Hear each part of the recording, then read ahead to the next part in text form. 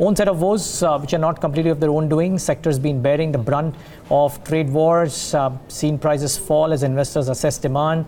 Will cooling raw material prices prove to be a balm? And that's the question, really. But frankly, the larger picture is, because of the trade war, what could happen to global commodity demand and thereby prices? To talk about all of that, Paul Bartholomew of S&P Global Platts joins us right now on the phone line from Singapore. Also joining us is Amit Dixit from Edelweiss Securities. Gentlemen, both of you, good morning. Thanks for joining in.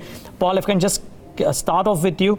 The trade war has taken a turn, an ugly turn, with in the last 24 hours. Do you think that may actually have a further bearing on the global commodity demand and prices as well? Hi. Yes, I think it will. There's no doubt that the trade tensions between the US and China, are having quite a detrimental effect on metals demand. Not just on key markets like China, but in other parts of the world, and it's particularly hitting the manufacturing sector. We've seen auto production pretty much sort of falling in many countries. It's still going backwards in China. And really the big problem is at the moment people don't have the confidence to invest. So some of the countries in Asia that are very trade dependent, we're seeing investment in manufacturing at 7-year lows.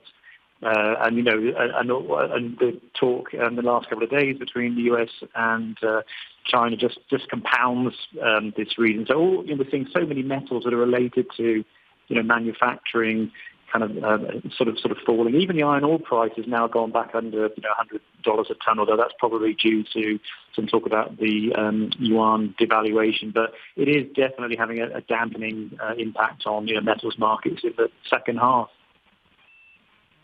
And you reckon that until these tensions show a sign of reversal, there could be further weakening of the prices as well? The reason I ask this is because prices have corrected in anticipation of a slower demand and the uncertainty around world trade. Do you think, in your own wisdom, that can have a further bearing? I think it could, because it's been sort of dragging on so long. I mean, initially, when the Trump administration introduced, import tariffs on some metal like steel and aluminum, which really precipitated, the start of this trade conflict. The market in China, it sort of reacted for a few days, but then it returned to fundamentals. What's happened really is that these trade tensions have kind of hit the market, particularly in China, at a time when the government in Beijing has been trying to sort of been trying to sort of pull out, some of the toxic assets in the economy. And that's why we saw a big slowdown in Q4 last year, which has sort of persisted into this year. So, the Chinese Politburo met last week, and they've said that they're going to try and support manufacturing. So you might see a bit of a recovery in manufacturing in China, but if you look at the official the purchasing managing indices in different countries, in the US, in Germany, in many countries in China, they're all in contraction. So I think that's the part of the market that's really being hit hard, in particular. Other parts of the market, property, construction, maybe can be supported, but I think it could actually definitely get worse before it gets better. Okay. Amit Dixit of Edelweiss is also with us. Paul, just stay on, because Amit would have some very good insights into what's happening within the Indian landscape as well. Amit, you just heard Paul's view. You would have your own view too. How are you viewing all that's happening and the impact that it could have on some of the Indian companies? Because frankly, when I talk to almost any investor, they believe that the pain is in the price, but the stocks continue to correct. Yeah, sure. In Indian context, if you look, the spreads across the steel space have corrected very sharply. In fact, HRC prices in the country have been going down and if you take into account this week's correction as well, they have gone down for the 8th straight week, and they are down almost to the extent of 8% in last 45 days or so. So therefore, the spreads are really compressed. And if you look at Indian iron ore prices, I would say they are quite stagnant. unlike global prices, which have seen easing off quite lately, Indian iron ore prices in comparison have remained quite, I would say, stagnant. So therefore, spreads for domestic producers have gone down. As far as non-ferrous is concerned, well, I mean, we all know the direct impact it has of the trade tension. So therefore, zinc at 11 months low and aluminium also, wavering around $1,700 to $1,800 a ton. I really don't see a lot of respite in this unless and until something material happens on trade side. That seems to be the center stage, and I think Paul's view is that as well, that the demand as well as the pricing might be under a bit of pressure. Amit, what do you do in such a scenario for some of the companies? And then I would want Paul's view on what happens if indeed this tends to unravel. But first, looking at things that we have at hand and data at hand, Amit, what would your verdict be for some of the stocks? Because they've corrected quite viciously in the recent past. Yeah, absolutely. You're right that they have corrected quite a bit.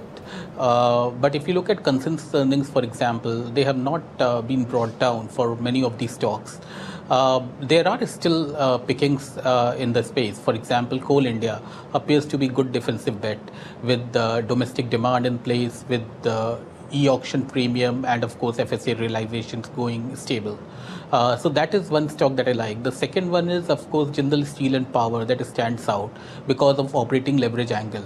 So in times like this when price doesn't support you, I believe one should go for the stocks where volume uptick is there. So these two stocks fit the bill quite nicely. Another mining stock, NMDC, also appears to be good because of the fact that the iron ore scenario in the country is quite favorable for NMDC. Some of it is not really reflected in the stock price because when correction happens, everything goes down. But there are places where you can actually park your money. Okay, and people would be hoping for that. Paul, I'm not asking you for a stock recommendation or anything out here, but my question to you is that do you think asset prices and therefore companies which deal in those assets could recover quickly if indeed this shows signs of unraveling? Part two of my question would be because you would be looking at the companies and the balance sheets across the world. Does the stress on the balance sheet show any signs of immediate improvement if indeed there is a reconciliatory note being struck between US and China, as difficult as it seems right now? Yeah, I mean, it depends, I guess, which companies you're looking at. Obviously, some of the big companies that have been exporting, iron ore have been doing very, have obviously been doing very well because of the very high prices, probably since the sort of beginning of this year. But I think generally speaking, the major mining companies, they've spent the last 2 or 3 years really getting themselves in a very good position, with sort of very strong balance sheets. They haven't been investing in assets like they were in the past. They've been focusing on giving back more money to the shareholders. So I think, the Australian companies, a lot of them like BHP, they're going to be reporting in the next few days, the next week or so. So we'll hear how they're seeing things. But I think generally they've got themselves played a very straight back, kept themselves in a very strong position to probably withstand some of the tension that we're seeing. But there's no doubt about it that they will comment on some weakness in the market because of the tensions between China and the US. I'm sure they'll be flagging some kind of at least warning for the strength of demand for their commodities in the next half year or so. Okay, Paul, we'll leave it at that. Thanks much for taking the time out and being with us today and giving us your thoughts. We're running out of time completely, but Amit, because you gave me that leeway, I just want to ask you, you mentioned that there are some companies or some assets in which you can park your money in when it comes to the Indian context. What's the pecking order currently? No, so we have a preference for ferrous over non-ferrous. That has been our preference. So I would like to say JSPL is one of the companies. Then Hindalco is another one, and of course Coal India. So these are the 3 companies that I would like to stake my bets on. Okay, would have loved to chat more, but out of time completely. In fact, overtime on this show. Amit Dixit, thanks so much for taking the time out and speaking to us today at Bloomberg Quint as well.